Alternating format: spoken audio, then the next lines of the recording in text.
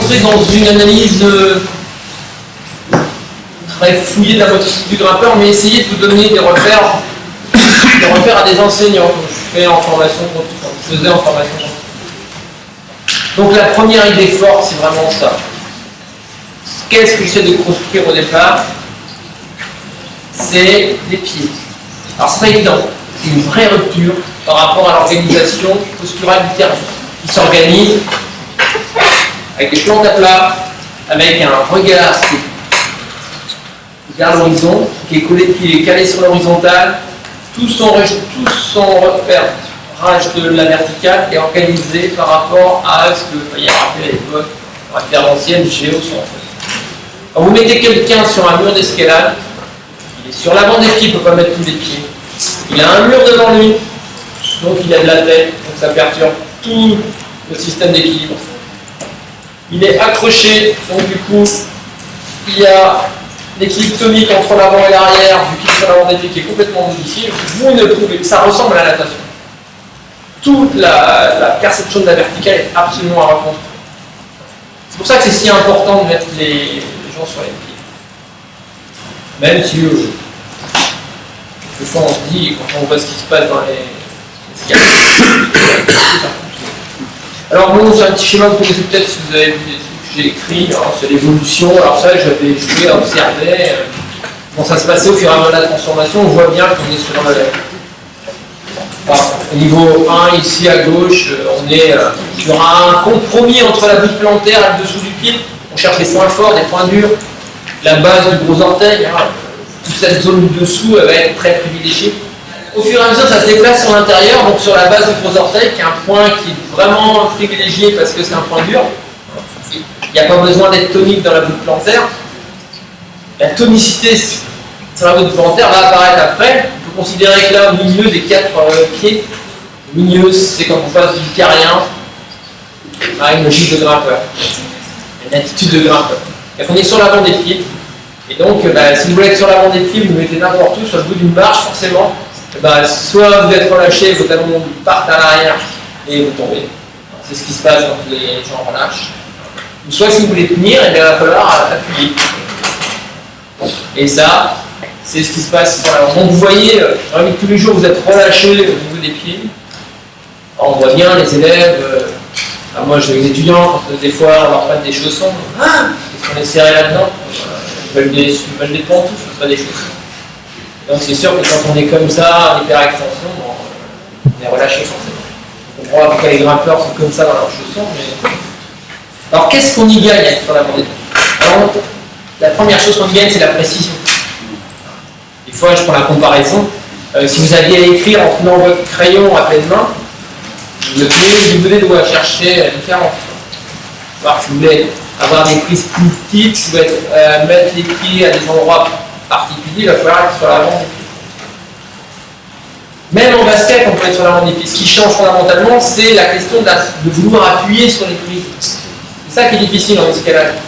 C'est d'appuyer sur les prises, parce qu'on est relâché sur les prises. Et le gros atout, c'est la mobilité sur la prise. Et vous avez vu qu'en escalade, il y a une technique qu'on utilise beaucoup en mur et qu'on utilise très très peu en falaise, c'est la technique de changement de pied. Autant en SAE, eh bien, il n'y a pas beaucoup de prises, et on fait souvent des rééquilibrations en changeant de pied sur les prises, parce qu'il n'y a pas le choix.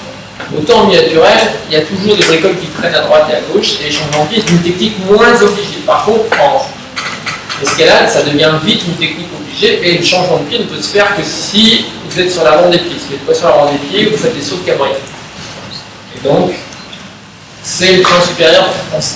Donc, la mobilité sur les prises, on ne s'en rend pas compte, mais vous mettez comme ça, quarantaine, vous bloquez les deux talons, c'est fini, vous ne pouvez plus rien faire. Et les débutants sont bloqués par le bas.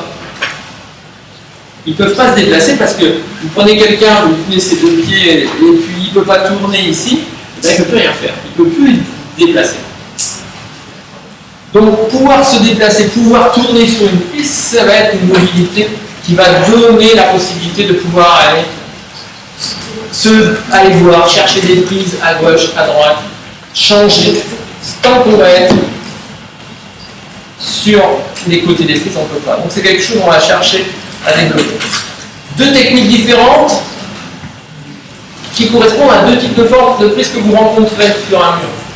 Sur un mur d'escalade, si on prend le support comme ça, soit la prise, elle marque ici un angle important, donc c'est très marqué. Alors on peut appeler ça des réglettes, hein. Elles vont être plus ou moins ouvertes, mais on va avoir une marque, une rupture si vous voulez, entre le support et puis la surface. Et on va utiliser ce qu'on appelle une technique de calage, c'est-à-dire que c'est la plus spontanée, hein, c'est-à-dire qu'on vient mettre le côté intérieur du chausson ou de la chaussure qui vient se caler sur la prise, et la plupart du temps, d'ailleurs, du temps, il tape comme ça, il teste pour voir si ça accroche.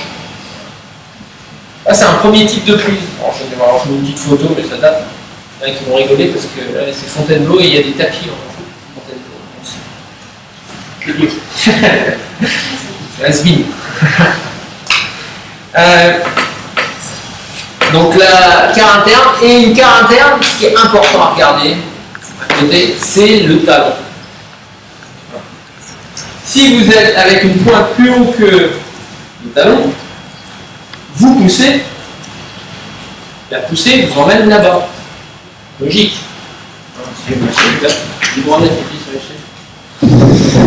Si je suis bloqué ici et que j'ai un talon très bas, si je fais une extension de la jambe, mon extension, elle m'emmène par là. Alors qu'en fait, souvent, je mets un pied à droite et que j'ai plutôt envie d'aller à droite. Par contre, dès que le talon va basculer par là, ma poussée de jambe va davantage aller là. On verra que plus j'extends mon pied vers la droite, plus ça va être difficile d'avoir un talon au-dessus de la pointe. Logique. C'est pour ça que des fois, il vaut mieux prendre quelque chose qui est en dessous, soit pour avoir un talon au-dessus et pousser vers le haut, plutôt que de prendre quelque chose qui est loin, meilleur, mais qui m'empêche de monter. Parce que je privilégie, en général, la grosse prise loin, la plus petite à l'intérieur. Donc, le bout du pied et le talon. C'est deux points importants à regarder. Et on va s'apercevoir que dans l'autre technique, c'est-à-dire que là, je disais, les prises, elles sont comme ça, et puis il y a des prises que les élèves n'aiment pas du tout, c'est celles qui sont comme ça. Rondes, plates, là, avant, c'était un angle aigu, vous voulez, droit. Là, c'est un angle obtus. Parce que les élèves, ils attaquent, les étudiants, de la même manière ces prises-là. Donc, bien évidemment, si vous exercez une force comme ça sur la prise, vous êtes en glissement. Donc, ça ne tient pas. Les élèves font ça, ça glisse, oh, ça ne tient pas, donc je ne la prends pas. Parce que la perception confirme que ça ne tient pas. Alors, ces bossettes, hein, je dis bosse, nécessitent une autre technique. C'est ce qu'on appelle la technique de pression d'adhérence. C'est-à-dire qu'il va falloir appuyer sur la prise, comme certains le font. Je ne sais pas, moi je prends des exemples chez moi parce qu'ils vont à la plage souvent. Sur les remblais, tout le monde monte. Sur les remblais, il n'y a pas de prise. Ce qui est important, c'est de mettre une pression. Et une pression optimale. Pas forcément en mettant la plus grande surface, on a la meilleure adhérence. Je rappelle que la pression, c'est un rapport d'une force sur une surface. Donc, les gros camions qui roulent dans le désert, ils sont lourds et pourtant ils ne s'enlisent pas. C'est parce qu'ils ont une grosse surface d'appui. Le débutant déstabilisé va chercher à augmenter sa surface d'appui. Plus il augmente sa surface d'appui, force sur la surface, plus il augmente la surface, plus la pression diminue. Donc moins je tiens. Voilà. En fait, l'adhérence, c'est un vrai problème, parce que c'est la méthode Coué. Il faut se dire, ça va tenir. Plus je gérerai dessus, plus ça va tenir. Alors que les réglettes, le calage, on a la confirmation par la perception. Donc c'est vraiment deux constructions radicalement différentes. C'est pour ça que c'est très bien, enfin moi je me souviens de mes étudiants quand je dormais à Fontainebleau, en une journée et demie c'était réglé la question de poser les pieds de l'adhérence. Parce qu'on les mettait sur des grands blocs non numérotés, inclinés, et là on travaillait la pression. Donc on n'avait plus des talons bas, recherche des pieds à plat, parce que c'était facile à jouer. Comprenez qu'il fallait plutôt être les talons pas complètement noirs, il ne faut pas être comme ça. Donc si on veut faire de l'adhérence, c'est un peu la photo, mais c'est un peu. Vous voyez que le talon sur une adhérence, si vous voulez presser sur quelque chose, il faut que le talon soit légèrement sous la horizontale pour pouvoir presser. Alors, si je veux, je ne vais pas le faire, mais si je veux appuyer sur le mur, il faut que j'ai le talon ici, plus bas. Si j'ai le talon gauche, je ne peux pas appuyer sur le mur, c'est impossible. Je ne peux pas avoir pression sur le mur. Donc ça, c'est difficile à construire. Déjà là, c'est pas évident. En premier temps, déjà différencier les deux. Mais c'est difficile à construire l'adhérence. Et puis, on s'aperçoit que en mur d'escalade, beaucoup de prises sont sous format réglé. Maintenant, avec l'arrivée depuis quelques années des plats, des gros trucs, là, c'est bien, c'est intéressant parce que on peut arriver en les orientant à travailler là-dessus. Donc, on retient l'avant des pieds, le talon. Moi, souvent, quand je parle les élèves, les étudiants qui grimpent, je pars physiquement sur le talon. C'est-à-dire que si votre élève a les talons qui partent en arrière, le bassin va partir en arrière. S'il part en arrière, ça veut dire qu'il va être obligé de tirer avec les doigts pour tenir. Si vous voulez le remettre sur ses pieds, il suffit de pousser sur ses talons quand il est sur des réglettes. Et souvent, moi je pars, en bloc, hein, souvent comme ça, en conservant les mains, ou une main, sous le talon, pour qu'il garde cette position-là. Parce que dès que le talon va descendre, et ben c'est fini. Le bassin part en arrière et tout le corps ensuite suit. Donc c'est vraiment très important. Donc on peut, dans un deuxième cycle, si on a plutôt un espace bloc, aller vers cette distinction entre ces deux formes de prise. On lit bien les prises avec les mains en fonction de la forme, on est plutôt au-dessus sur les côtés. Il y a un travail de lecture de la forme des prises, c'est-à-dire associer à une forme de prise une manière d'utiliser. Comme on peut voir, je en dis deux mots, on voit que les élèves utilisent les prises sans le pouce très longtemps. Regardez des grimpeurs assez vite, ils vont utiliser la pince. Ça, c'est un peu en point de rupture. Le grimpeur utilise que les doigts sur les prises. C'est pas un grimpeur. Quand il commence à utiliser les doigts en opposition, il commence à construire une motricité des mains du grimpeur. Parce que si vous pincez, vous ouvrez des possibles fantastiques. Lorsque vous prenez une prise de main, là, vous n'avez qu'une seule direction possible dans laquelle vous pouvez aller. Celle-là. Si vous pincez la même prise, évidemment avec une horizontale, c'est pas facile. On va avoir un truc comme ça. Mais si vous pincez, du coup vous créez un point fixe, à partir duquel vous pouvez orienter davantage la direction de votre tête. Construire la pince, c'est vraiment important. Si on se place sur un continuum de niveau 1, est-ce qu'il faut d'abord plutôt emmener l'élève sur des réglettes ou sur des bossettes?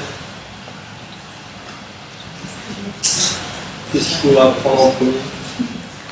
Dans le vertical, tu ne peux pas l'emmener sur des bosses. Si tu as un point incliné, tu peux lui mettre. Moi j'aime bien, je trace des voies comme ça, j'ai un point incliné, je mets des petites prises ou des aplats, j'aime bien. Parce que ce qu'il faut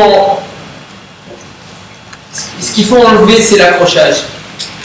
Par exemple, sur les points inclinés, je vois trop de grosses prises. Virez toutes les grosses prises des points inclinés, ça ne sert à rien. Vous confortez l'accrochage en haut. Le point incliné a vraiment cet avantage-là de pouvoir permettre aux gens de venir de petits poids sur les pieds. Donc ne mettez pas des grosses prises dans les points inclinés. Alors on va en mettre des grosses pour qu'ils puissent avoir des appuis, mais des aplats qu'on a maintenant où les blocs sont super bien. Parce qu'ils les aiment pas du tout pour les mains. Mais par contre, pour les pieds, c'est bien parce que, en plus encore, ça, on va encore la verticale, c'est encore plus couché que l'incliné. Et là, on a à mettre les. Si je veux évaluer la compétence niveau 1 en collège, qui est autour de valoriser, je préférerais tracer une voie dans une voie inclinée avec des aplats, tu vois, plutôt que de dire il faut qu'il grimpe à un 5A dans le vertical. Si je veux vraiment avoir cette mobilisation ultra-inférieure. Mais là, la question du traçage, elle est. Par contre, la plupart du temps, Dès que tu es dans le vertical, tu peux pas ne pas mettre des accroches assez bonnes, parce que sinon ils ne tiennent pas. Le vertical, c'est super dur. Avant, on grimpait en milieu naturel, et c'était rare d'avoir vraiment 82 degrés. Déjà, quand tu arrives à 82 degrés, ça bastonnait pas mal. C'était déjà des voies dures. C'était souvent, et moi j'ai enseigné beaucoup au début en milieu naturel avec les gamins, on était souvent dans des inclinés, dans des dièdres, parce que la roche est souvent comme ça. Et donc du coup, il n'y avait pas besoin de, même en basket, il n'y avait pas besoin de grosses prises de main. Et le mur a transformé complètement les conditions d'enseignement et valorise l'accrochage. Du coup, ça me conduit par exemple en évaluation L1, première année. Je les évalue un peu presque comme de l'algérie. C'est-à-dire qu'ils ont des blocs qui sont, on a coté de 1 à 20 en notes, les uns par rapport aux autres. Et 1, c'est juste pas, de 7 à 20. Et après, on compte les fautes de pied, en fait. La manière dont ils posent mal les pieds.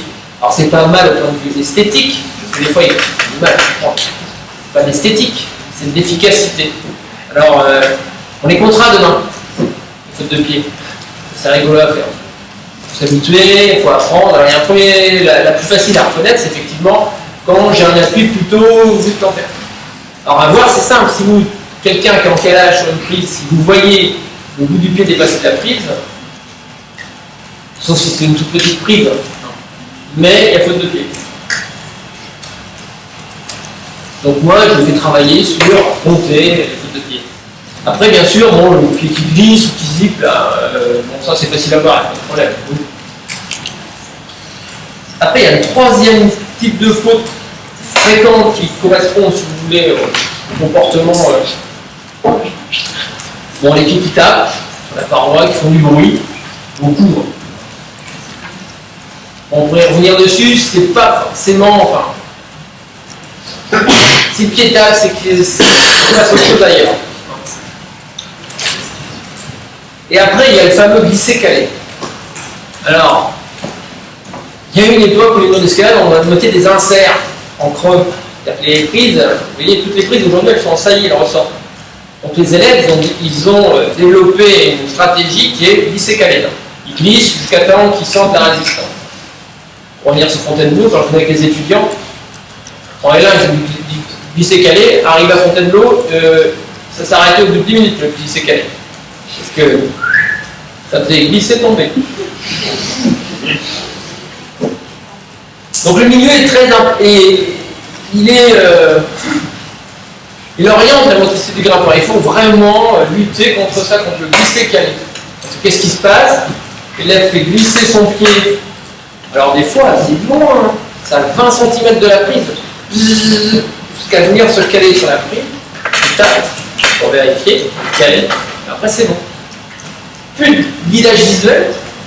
Le glisser-caler empêche le guidage visuel.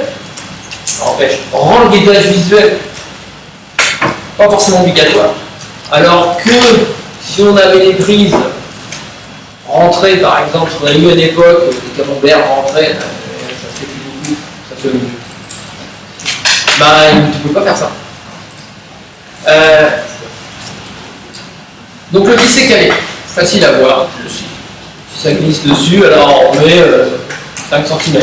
Au-delà de 5 cm, c'est glisser-caler. Si c'est à l'arrivée, c'est pas gênant. Et puis bien sûr le pied qui tâtonne, c'est-à-dire où on teste avec le pied si ça résiste ou pas. Donc un pied qui tâtonne, vous voyez un talon qui descend. Alors c'est 5 fautes bien sûr, mais on ne les compte pas toutes les 5 du premier coup. On en apprend 2, 3, on travaille sur les 3, et puis voilà, progressivement, ça peut se utiliser. Et du coup après j'enlève des points par faute de pied. Après on a regardé des fautes de pied, bah non, qui sont formatés à ça. Dès qu'on fait de l'escalade, il y a des fautes de pied qui sont comptées. Il n'y a pas très longtemps, il y a une collègue qui l'a utilisé avec des lycéens et ça transforme complètement l'attention que les élèves portent au pied. Alors on dirait, parce que vous entendez, c'est le problème de l'évaluation, hein. Mais bon, des fois, il faut trouver les bons critères. Moi, je pense que c'est un bon critère. Les amener, et au-delà de ça, c'est très formateur. Je pense que, hormis sur des scales de très haut niveau aujourd'hui, où la question du conflit entre la précision du pose de pied et l'énergie qu'on dépense pour poser ses pieds précisément et poser, on enlève le haut niveau, la pose de pied reste dans les niveaux scolaires quelque chose d'incontournable. Donc ça, c'est un système qui se met en place. Après, vous utilisez des petits compteurs. Alors, des fois, j'arrive à allumer deux voies ensemble, deux grimpeurs ensemble. J'ai un compteur qui nous a équipe EPS. Compteur, j'en ai un dans chaque main. Parce que si vous comptez les fautes de pied, on peut évaluer deux en voie pareil. C'est un peu plus soft en voie, mais en voie pareil. Ouais. Est-ce que c'est hiérarchisé? Est-ce qu'avec des élèves débutants, pour un premier cycle, tu mets ces 5 critères en place? C'est pour ça que j'ai fait deux paquets en fait. Le premier, si tu regardes quand je vais présenter, je vais leur présenter celle-ci, qui correspondrait plus à ce qu'on peut mettre en place sur un premier cycle. Et après, c'est un peu plus fin quoi. Le tâtonnement, le glisser calé, il faut déjà quand même, tu ne vas pas embêter sur un premier cycle des élèves avec le glisser calé. C'est compliqué. On va changer de focale. On était sur la focale des pieds et je mets de côté les mains parce que je pense que, hormis la pince, c'est la seule chose que vous avez à apprendre. On a déjà des bonnes sensations de main, c'est pas la peine de les travailler. Ça suffit amplement en milieu scolaire. Hormis la pince. On va changer de focale, on va prendre l'attitude de grimpeur, c'est-à-dire qu'on prend en compte les deux mains, les deux pieds et le corps. Et on va essayer de regarder, de comprendre comment on peut analyser ce qui se passe. Alors il y a quelque chose qui me paraît fondamental, c'est de distinguer si l'élève est plutôt dans une logique, dans une phase statique. Autrement dit, est-ce qu'il a plutôt l'intention de s'arrêter, pour s'équilibrer, pour récupérer, pour même se faire bloquer. Si son projet, son intention, c'est s'arrêter, donc on est dans une phase stat, voire rechercher, mais phase statique. Ou s'il est dans une idée, j'ai envie d'aller vers une donc dans une phase dynamique. Parce que fondamentalement, ça ne s'organise pas du tout de la même manière. Donc, vous comprenez bien, dans la phase statique, il faut maintenir un équilibre. Dans la phase dynamique, il faut créer des forces pour aller dans une direction. C'est pas du tout pareil. Et c'est pas facile à voir dans le comportement des élèves, surtout quand ils sont débutants. Ça rompt aussi avec l'idée qu'il faut modifier l'équilibre. Dans ce cas-là, il faudrait toujours être stable, on verra. Et puis, hop, les fameux 4-3-4 existaient. Donc grimper, c'est alterner, pas forcément à chaque fois, mais avec des phases statiques et des phases dynamiques. Alors j'ai essayé de mettre phase statique, je vous ai dit. Ce qui est important, c'est de capter l'intention du grimpeur. Et ça, c'est pas facile. Et souvent, moi, je pose la question. C'est qu'est-ce que tu as envie de faire? Est-ce que ton projet, c'est d'aller à la prise ou pas? Parce que si vous imaginez qu'il veut aller chercher la prise, et après, on verra même dans la phase stat, dans la phase dynamique, si son projet, c'est dans ses mains qu'il a, en général, sur des voies faciles, globalement, les prises, elles sont aussi bonnes à droite qu'à gauche. Donc, si vous ne savez pas laquelle il va lâcher, vers où il va aller, et que vous faites une hypothèse qu'il garde main gauche et qu'il veut lâcher main droite, et que vous faites et qu'il fait l'inverse, la question que vous avez donnée, elle tombe forcément là. Donc, la première chose à distinguer, phase stat, phase dynamique. L'autre idée aussi, c'est de ne pas confondre stabilité et équilibre. C'est souvent une colle que je pose à mes étudiants. La différence fait tout entre équilibre et stabilité. Même si on a 80% de gens qui viennent de S, la plupart ne pas de bref. Démonstration. Ça, c'est en équilibre. Ma devinette est aussi en équilibre. Il y en a un, ici, il est dit instable parce que si je l'écarte un petit peu de sa position d'équilibre, il n'y revient pas. Alors que cet équilibre-là, si je l'écarte, il y revient. En escalade, c'est très important. Si je suis très stable, super, il est écarté. Vous avez vu ma petite boîte à lettres. Si je la bouge un peu, tendance naturelle, elle revient à la position d'équilibre. Donc plus un élève est stable, moins il pourra bouger. C'est-à-dire que plus je valorise la stabilité, moins je vais pouvoir bouger. Et plus il va falloir que je débauche une énergie folle pour changer de position. C'est comme on est périmètre. Pour le changer de position, il va falloir que j'applique une force longtemps. Par contre, je suis sur un équilibre instable. Sur un pied, par exemple. Je suis en équilibre, je m'alterne. Là, il va me falloir une petite énergie pour changer de position. Donc vous voyez, c'est très important, surtout sur un premier cycle. Et vous verrez demain, je vais vous attacher les pieds pour certains, je vais vous attacher les mains. Et ce que je cherche derrière, c'est vous faire vivre des équilibres précaires, alignés, sur un pied, parce que c'est ça qu'il faut arriver à construire, à avoir confiance. Au départ, un élève, c'est comme en kayak, vous mettez un bateau stable, en voile, c'est pareil, il est comme ça sur le bateau. On cherche la stabilité. Normal, vous êtes perturbé. Et ce qu'on va essayer de construire, il y en a qui font d'autres types de bateaux. En fait, le bateau, vous savez que tous les bateaux, c'est des conflits stabilité, vitesse. Donc capacité à se déplacer. C'est exactement pareil que pour nous en escalade. Si je suis instable, je peux bouger. Par contre, si je suis instable, là j'ai peur. Normal, d'autant plus peur que c'est des équilibres auxquels je n'accorde pas une grande confiance. Dans des équilibres que je n'ai pas vécu souvent. C'est pour ça qu'avant, on aimait bien mettre les élèves sur des dalles avec des petites prises pour travailler des guides sur les pieds. Construire, ne pas confondre les deux. Stabilité et équilibre. Nous, en éducation physique, voilà ce que je dis, c'est allons vers des constructions d'équilibre de plus en plus instables. Parce que dans notre jargon, ce qu'on appelle des équilibres fins. C'est fin à contrôler d'un point de vue de la posture. Pas dynamique, c'est le centre de gravité qui se déplace. Monte tes pieds, ça n'a jamais été une bonne consigne. Est-ce qu'on peut monter ses pieds sans bouger? D'ailleurs, la plupart du temps, plus on monte ses pieds, plus on se retrouve recroquevillé, donc souvent les fesses en arrière, et plus c'est difficile. En escalade, on verra tout à l'heure, la règle, c'est d'avoir du poids sur les pieds le plus longtemps et le plus souvent possible. Donc, plus vous montez les pieds, plus ça va être dur de mettre du poids sur les pieds. Donc ne pas confondre monter les pieds et se déplacer. Bon, ça c'est une petite photo que j'avais fait dans mon bouquin, donc c'était un peu caricatural. Hein. Vous avez une phase d'équilibration très stable, voilà, le pied écarté, et de l'autre côté, une phase de progression où on va chercher à aligner les forces le plus possible dans le sens dans lequel on peut se déplacer. Mais vous voyez bien que dans la petite image de droite, aligner les forces rend l'équilibre instable. Voilà, forcément. Par contre, quand je suis en froid comme ça, je peux tirer, mais vous voyez qu'il y a une déperdition d'énergie folle, parce que plus vous tirez comme ça, plus la composante horizontale des forces est importante, et votre main droite et votre main gauche s'opposent, donc vous passez plus de temps à créer des forces qui s'opposent qu'à créer des forces qui montent. Ça va? C'est pour ça que j'explique à mes étudiants que l'escalade, ça n'a rien de spontané.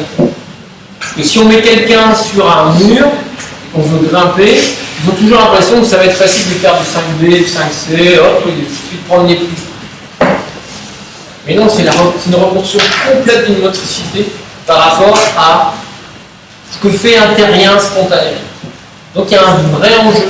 C'est apparenté, je dirais, un peu comme la natation, un peu comme la gym. Hein. Moi je déplore beaucoup que la gym disparaisse des programmations aussi, parce que c'est des rares moments où on vit un rapport à la verticale, à l'équilibre, qui est perturbant.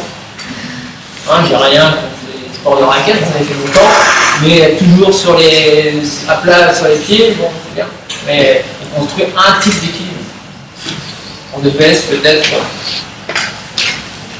Doit-on avoir une vigilance à ça? Si on s'intéresse à ce qu'on va vouloir transformer dans les attitudes des grimpeurs, niveau scolaire, deux choses me paraissent importantes. La première, c'est dans les phases dynamiques, donc dans les phases de progression, là où ça se déplace, arrêtez d'avoir besoin de 2 mains ou 2 pieds à votre même niveau pour pouvoir avancer. Autrement dit, dissocier. C'est pour ça que demain, je vous attacherai une corde là, elle passera par une montée du baudrier et elle remontera ici. Donc si vous voulez monter une main, il faudra accepter que l'autre elle descende. Ce que j'appelle le moulot. Et grimper comme ça. J'attache des mains ici, une, hein. Comme ça, aussi, j'attache une main là et elle est fixée là. Vous ne pouvez pas monter, je sais celle que vous voulez, gauche ou droite. Bien sûr, ça se fait toute couleur, hein, je travaille beaucoup toute couleur. Et je mets des contraintes sur le corps qui obligent une réorganisation motrice. Parce que je pense que c'est plus facile pour le prof de PS de travailler comme ça pour enrichir le répertoire. Je ne travaille pas sur la lecture, hein, sur la correspondance entre des formes de prise, des géométries de prise et des types de mouvements. Je travaille sur améliorer le registre postural d'équilibre de la personne. Et donc là, j'utilise beaucoup des contraintes extérieures. Donc l'idée forte, c'est pas faire la même chose à gauche et à droite. Voilà. Ça me paraît central. Dans un, je dirais, deuxième temps pratique, une fois que la phase émotionnelle est un peu passée, si vous êtes en mur, une fois qu'on va avoir construit l'assurance qui est sèche et qu'on va pouvoir travailler sur la motricité, eh bien, cette idée-là, il faut l'avoir. Et c'est pas qu'il fasse la même chose à gauche et à droite. Mais c'est aussi dans le temps, c'est faire deux. Par exemple, des situations qu'on pourra faire demain, je vous donne, vous avez 3 mains à gauche, vous allez le plus haut possible avec 3 mains à gauche, je vous donne autant de main droite que je veux. Donc à un moment donné, il faut que je fasse gauche, la droite, puis je remonte gauche, et à gauche, quand je l'ai, je la tiens longtemps et je m'en sers longtemps. Donc du coup, je vais peut-être m'en servir aussi en appui, la main gauche. C'est pour ça qu'avec des situations comme ça, c'est très intéressant. Et on retrouve ce qu'on a, nous, les relances en escalade, ça existe, hein, c'est droite-droite, hein, une relance. Et on peut faire des concours comme ça, donc, je ne sais pas si on ira jusque-là, mais après, il suffit que ça soit, dire, on arrive à la 3e dégaine, à la 4e, on fait des concours, il suffit de laisser des ardoises en bas pour savoir jusqu'où sont allés les gens, on va faire un système de défi, celui qui va le plus haut, avec 3 mains gauche. Voilà. Ça me plaît mieux que minimum de main. Minimum de main, ça force des amplitudes très grandes, avec des grands pas la plupart du temps, et c'est pas très intéressant. Car je peux essayer pas mal de choses. Mais je trouve plus intéressant 3 mains gauche que minimum de main. On retrouve l'évolution de la motricité du grimpeur, la dissociation au travers de ces petites images. Alors les bulles rouges, elles sont obtenues de la manière suivante. Les collègues avec qui je travaillais, ils avaient des petites fiches comme ça, et puis le but du jeu c'était de repérer où l'élève prenait les prises qu'il utilisait quand il grimpe. Donc on mettait des petites croix. Au fur et à mesure des petites croix apparaissent, avec des petits nuages. Alors il faut faire ça sur plusieurs points, bien sûr, parce qu'il peut y avoir des voies qui conditionnent davantage des. Et on s'aperçoit que ces petits nuages rouges nous donnent la zone privilégiée d'utilisation par le grimpeur. Donc on voit très bien qu'au niveau 1, on est en grimpeur d'échelle, on va chercher les barreaux d'échelle au-dessus, et puis on ne peut pas les prendre en dessous parce qu'il y a un mur qui nous gêne, donc on est légèrement écarté. Ensuite, vous retrouvez un comportement typique scolaire, c'est ce que j'appelle la bascule du X, c'est-à-dire un élève qui va progresser comme ça. C'est-à-dire qu'il va basculer en tirant. Parce que si vous voulez basculer, que vous êtes stable, on a fait la démo tout à l'heure, si je suis basculé, que je suis stable, j'ai une prise là, je ne pourrais pas basculer. Pour basculer, il faut que j'aille chercher une prise qui soit loin. C'est pour ça que les élèves ils râlent, ils veulent des prises toujours là-bas et qu'elles sont toujours trop loin les bonnes prises. Parce que c'est logique. Si vous voulez bouger un gros cube, eh ben, il va falloir forcément aller prendre un point d'appui très loin. C'est lorsque vous avez une prise là pour aller charger le pied droit, c'est dur en escalade. Voilà, il faut que je fasse de l'autre côté pour pousser là, mais c'est déjà difficile. Il faut penser qu'une action par là peut être engagée par une action qui est à l'opposé. Puis ça dépend des saisies. Donc logiquement, on est stable. Si on veut basculer, il faut aller chercher un point d'appui loin. Donc c'est ce qu'on voit au niveau 2. Et c'est vraiment le gros comportement typique des élèves. La bascule du tir. On peut dire qu'on a encore terrien amélioré à ce niveau-là. Le bassin étant fixe dans le premier cas sous les appuis. Et dans le second cas, il commence à osciller. La dissociation arrive après. Parce que vous voyez bien que pour pouvoir aller là, il va falloir pousser, par exemple, pour aller ici. On commence à vivre le fait qu'être toujours en écart, c'est pas terrible. Au-delà du fait que à chaque fois que vous levez une patte en escalade, c'est vos bras qui trinquent. Hein. Pourquoi les élèves sont fatigués? Parce qu'à chaque fois qu'ils déplacent un segment, Au moment où il déplace le segment, vous regardez le bassin, il n'y a rien de tout, il est dans le vide. Donc forcément, il est tenu par les bras. Donc ils font ça une fois, deux fois, puis au bout d'un moment, ils se lassent. Ils ne peuvent plus le faire. Donc, à ce niveau-là, ils commencent à comprendre que c'est peut-être intéressant de centrer un pied, ou d'avoir un pied plus. Et puis l'autre, il va se mettre plus là-bas. Ça va être décalé. On va avoir des positions un peu obliques. Donc on va dissocier, c'est-à-dire qu'on n'a pas une symétrie gauche-droite, en bas, avec les pieds. De la manière en haut. Et puis la dernière étape qui est la plus difficile à acquérir, c'est de grimper, ce que je mets sur un fil, c'est-à-dire que quand vous avez les deux mains ici, vous allez voir, je vous attache les mains à l'argent des épaules, vous allez grimper toutes les prises. Vous allez voir que l'équilibre n'est pas facile à tenir, et vous allez voir que automatiquement, vous allez ramener les pieds sous le bassin. Parce que si vous êtes main serrée avec les pieds écartés, vous allez y rester. Ouais. Donc vous allez comprendre ce qui se construit. On constate donc une évolution. Si vous regardez le rouge, c'est clair. Plus j'évolue en tant que grimpeur, plus mes espaces augmentent, plus j'ai de choix. Tout à l'heure, je vous disais que le grimpeur était bloqué au niveau des pieds à cause de ces caractères dessous du pied, donc il ne peut plus bouger de là. Vous voyez que il a des espaces réduits, donc le grimpeur débutant, il n'a pas de solution. Et il y a un vrai enjeu à travailler pour lui donner ces possibilités d'avoir des solutions.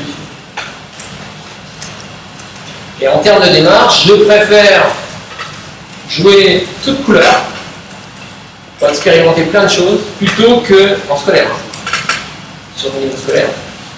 Plutôt que de dire je vais tracer des voies avec des profs qui vont obliger des passages de ce type-là, des types de postures. C'est pas ce que je fais des fois, c'est pas ce que je fais souvent au bloc. Le bloc, je passe du temps, je fais l'ouverture. Je pense qu'en milieu scolaire, compte tenu des conditions et des compétences enseignantes, c'est une approche qui est beaucoup plus opérationnelle. Maintenant, il peut être discutable sur le fait qu'on ne travaille pas sur l'association entre des configurations de prise et des types de mouvements. Ça fera l'objet d'un autre travail. Après, une fois que je ne construis pas les deux, je dissocie. Toujours l'approche qu'on essaie de développer au CEDREF, c'est-à-dire de faire des choix. C'est-à-dire on ne peut pas tout enseigner en même temps. Et qu'à un moment donné, il faut cibler. Alors forcément, si on cible, et on pourrait faire d'autres ciblages. Dans les phases dynamiques, il faut essayer de, c'est logique, de créer des alignements pied-bassin vertical. N'invente rien, efficacité même. Ça permet de gagner en amplitude et en efficacité. Deux façons de mettre le bassin sur la verticale, soit le traditionnel transfert du poids du corps. Je suis là, je transfère à droite. Voilà ce qu'on voit. Alors, le problème, c'est que ça a vite des limites, ça. Parce que plus je vais là-bas, plus, vous voyez, ça va dire, on a mis le bassin à la verticale. Alors, on croit que c'est la verticale du talon. Non. Vous êtes sur l'avant du pied, il faudrait que ce soit la verticale de l'avant du pied. Donc, plus j'ai un pied excentré, plus c'est dur de faire du transfert. Donc, attention à ça. Les élèves préfèrent aller chercher, mais alors on les voit des fois avec un talon bas. Alors imaginez transférer le poids du corps avec un talon bas. Impossible. Biomécaniquement impossible. Je ne peux pas faire le tibia sur le pied. L'autre solution, c'est l'inverse. C'est-à-dire, je ne peux pas amener le bassin à la verticale du pied, au contraire, amenons le pied sous la verticale du bassin. Explorons l'espace qui est en dessous. Donc il ne faut pas les opposer. Il y en a pas un qui est bien et l'autre moins bien. Les deux solutions sont à développer. On voit trop souvent des enseignements sur les transferts du poids du corps. On construit des mouvements complètement artificiels et surtout, quelquefois, il faut être vigilant. C'est-à-dire que ça ne sert à rien de demander à un élève de venir transférer le poids du corps si il est très écarté. La seule chose que vous allez demander, c'est de tirer sur les bras pour amener le poids du corps. C'est parce que vous voulez. Vous voulez qu'il pousse sur la jambe gauche pour amener le poids sur la jambe droite. Parce qu'il y a deux façons d'amener le poids sur la jambe droite. Parce que quand je suis comme ça, soit je tire là pour amener là, soit je pousse là pour amener là. Donc c'est ça qu'on construit d'abord. Et après, ben, ce qu'on va faire, c'est simple en escalade. C'est qu'on va faire en sorte que l'élève ne puisse pas avoir cette prise-là. On va le mettre plus loin, on va mettre une petite, pour qu'il soit obligé de faire ça, pour aller la chercher. C'est ce qu'ils n'aiment pas faire, hein. C'est il va falloir que je vienne en équilibre sur le pied pour atteindre la prise. Je voudrais l'atteindre avant d'aller dans la dissociation temporelle. C'est saisir la prise, après ou avant, d'avoir amené le poids du corps. Donc, moi, avec mes en situation où j'attache les mains, en fait, ça permet d'éviter ça. Comme vous êtes limité à largeur d'épaule, des fois, vous ne pouvez pas aller chercher des prises très très loin pour vous amener sur le poids du corps. Alors, du coup, vous n'êtes pas dans une bonne situation. Donc, vous trouvez des solutions autres que celles-là. C'est pour ça que j'attache les mains, c'est pas parce que ça je trouve ça rigolo, original. Et j'adore de plus en plus attacher les mains. Mais c'est que derrière, je suis un petit peu réfléchi. Mais il y a plein de fois, j'ai essayé des trucs comme ça, un peu fun, et puis je me suis aperçu que c'était intéressant. Je veux dire, on innove comme ça aussi. Hein. C'est, des fois, on fait des trucs, je dis tiens, pourquoi pas ça, et puis tiens, ça donne des comportements intéressants. Je veux dire, c'est pas uniquement descendant,